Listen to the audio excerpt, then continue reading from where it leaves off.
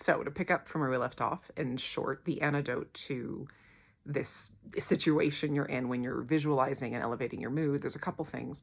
One is simply whenever the sensations or thoughts or images or however your brain's kind of intruding to say, hey, there's a threat, like stop smelling the flowers and come like track this with me. Whenever that comes up, to remind yourself, and you can just put your hand on your heart and say, thank you for sharing, but I now have new information. I know that these sensations and these thoughts are actually not a threat. They're just a sign that my limbic system's activated because the stress switch is stuck on in my brain. But this feeling of danger is a false message. That's where the rewiring happens. And then you refocus your attention on the positive thing. And you just keep going. And it's just a lot of redirection in that way. And the other thing, again, with visualization in particular, is that if you elevate your mood in another way, because generally speaking, I've seen there's such a complete focus. And in a sense, when we're visualizing, we're also leaving our environment. So we're not here anymore. We're not in the environment. And the limbic system really likes us to be, we're not in our body. We're not body checking. We're not focusing on the environment at all. And so our limbic systems are like, okay, we're not checking on anything. There's no hypervigilance happening. So sometimes elevating our mood, again, dance, laughter, something that really grabs your attention, which is also easier because there's something else attention grabbing. If you're watching funny videos or you're listening to really fun music or laughing or doing something, you're doing laughter with a group, there's more factors that are going to influence your limbic system to more easily engage with that. But then also once you do that for, 15 to 30 minutes, I used to do it for an hour because I couldn't do rounds unless I was like quite elevated because my brain wouldn't focus. I had this problem for really badly for years in my recovery.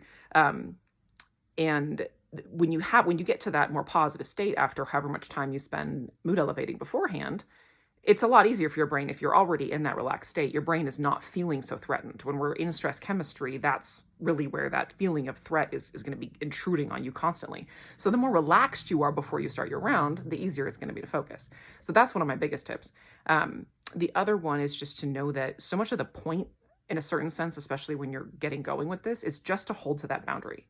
It's just to do the work, because again, that's where the actual change happens in your brain, of your brain realizing and you continuing to teach it that the symptoms aren't a threat, and you actually having to start believing that they're not a threat. Like, we're having to step up and really embody that belief in our attention and in our energy and our actions when this comes up, and that's where the change happens. But know that there's a lot of benefit to just not backing down. And I know what I did with this is I would set a timer for like 15 minutes or 8 minutes or 10 minutes at certain points. And again, I couldn't do, my rounds were like, they got crosswired in my journey. So they were like 8 minutes long for a period of time. I only did buddy rounds for a period of time because that softened this and made it easier. And that helped. And then I was able to get back to doing solo rounds just by myself without somebody else doing them with me.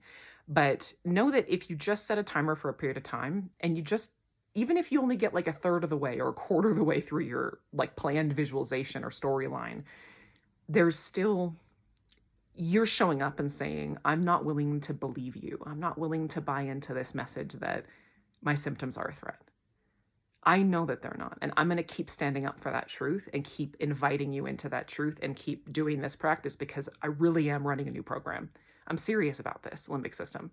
And that's the beauty. That's the real power of rounds when we're having a hard time focusing, is practicing not being afraid of the sensations, practicing not being afraid of the thoughts when we're trying to do something else. So know that, again, even if your visualization just feels like being constantly interrupted, because I know, again, that was my case for months and months and months of my recovery, it's still doing a tremendous amount of good. So hopefully this is a note of encouragement for you guys, and I'll talk to you soon.